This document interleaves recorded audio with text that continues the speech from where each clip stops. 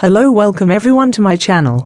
We are going to see some interesting things about WWE. For more videos like this, please subscribe to my channel. WWE produced its first pay-per-view of 2018 at the Wells Fargo Center in Philadelphia, the Royal Rumble. We witnessed the first ever Women's Royal Rumble match and two Japanese superstars booking their ticket to WrestleMania. However, roses come with both fragrance and thorn. Here are some booking decisions the fans might have disliked. Number 10. No cruiserweights. In the WWE universe, cruiserweight, Raw and SmackDown rosters live in parallel galaxies. Survivor Series and Royal Rumble are the only two times in the year when they clash with each other. However, this year we didn't see the cruiserweights. It would have been a great opportunity for the fans to see the underutilized performance of these talented wrestlers. While we did see NXT stars making an impact in the ring, the same could not be said for the high-flying cruiserweights. They could have pulled miraculous attempts to save themselves from getting eliminated. There could have been a passing of the torch moment for any one of the cruiserweights and Kofi Kingston. Number 9. Bella Twins in the Final 3. While the idea of women returning for a one-off in Royal Rumble was great, the execution of having Bella Twins in the Final 3 wasn't. The Final 3 should have been all about active wrestlers like Asuka, Sasha Banks and Nia Jax. Having the Bellas in the Final 3 meant we were sure to see Asuka win it. Rather, if there were active wrestlers, the suspense of seeing who would win wouldn't have been squandered. It is the unpredictability of Royal Rumble which makes it sensational. WWE should have kept the tradition alive. Number 8. Short matches. The carpet looked great for the event. It was the performance that backfired. Having two one-hour matches in the main card was always going to be a challenge for other matches, but they surely could have done better. A triple threat match involving three monsters, a 2 out of 3 falls match between two great tag teams and a 2-on-1 handicap match featuring Styles surely had the spark to light up the fire.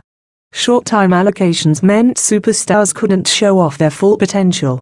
Additionally, putting the Raw Tag Team title match on the pre-show would have been a good option.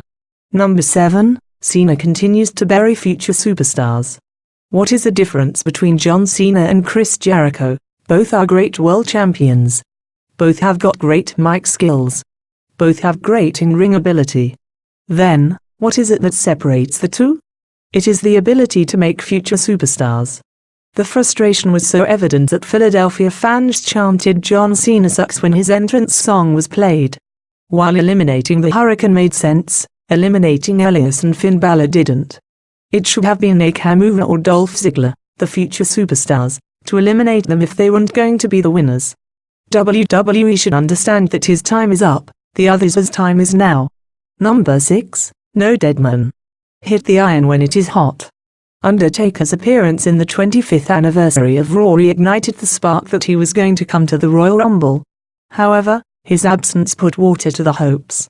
The speculation that The Undertaker is retired is dying quick. If he had retired, he should be the one to headline Hall of Fame. The emotional farewell that Shawn Michaels and Edge got hasn't been given to him. Subsequently, a feud between Cena and Undertaker is something that just needs to happen, and it should have started at the Royal Rumble. Number 5. 2 continuous falls for the Usos. The Usos has given us some terrific tag team feuds. Whether it be the War with the New Day, or the Fatal 4-Way tag team match, the Usos have carried the torch brilliantly. What could have been another crop in their farmland, turned out to be a weed. It is needless to say that whenever there is a 2 out of 3 falls match, the match should always go to the third fall. Shelton Benjamin and Chad Gable made a fool out of themselves by losing 2 continuous falls. It had the capability of at least being a 4-star match given that there were some of the best tag team wrestlers.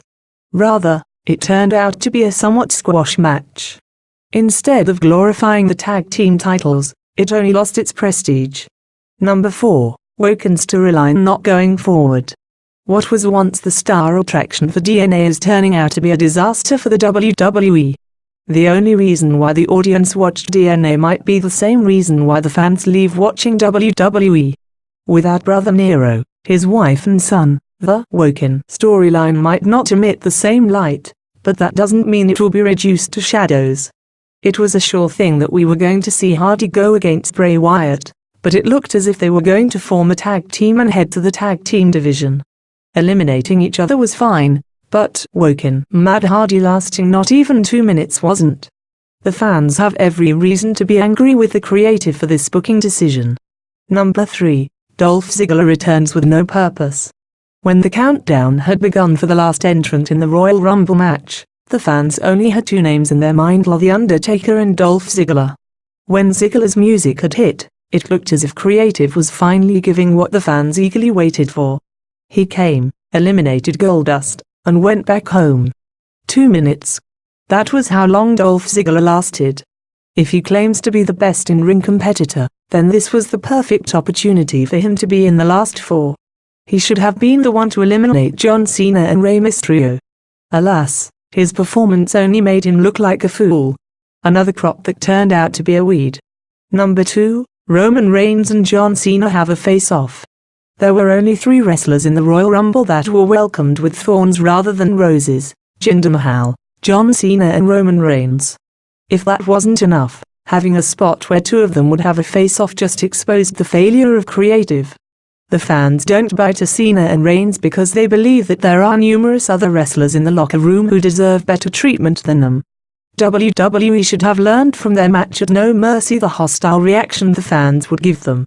The passing of the torch moment has happened already, and this storyline should have been passed on too. Number 1, Ronda Rousey stealing the spotlight. Rousey pointing to the WrestleMania symbol. What happens after someone wins the Royal Rumble match? The referee pulls the victor's hand above the victory. The fans cheer heavily or boo heavily.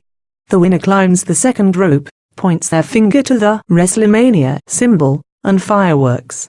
However, after Asuka's victory, something else happened. Before she could announce whom she would challenge at WrestleMania, Ronda Rousey appeared. While the idea of Rousey returning with a rowdy jacket is great, she shouldn't have stolen the spotlight from Asuka. WWE should have let that moment happen sometime later, like at Elimination Chamber or 24 hours later on Raw. It should have been Asuka pointing to a WrestleMania symbol to end the pay-per-view. It should have been Asuka headlining sports magazines as the first ever winner of Women's Royal Rumble match, and definitely not Ronda Rousey.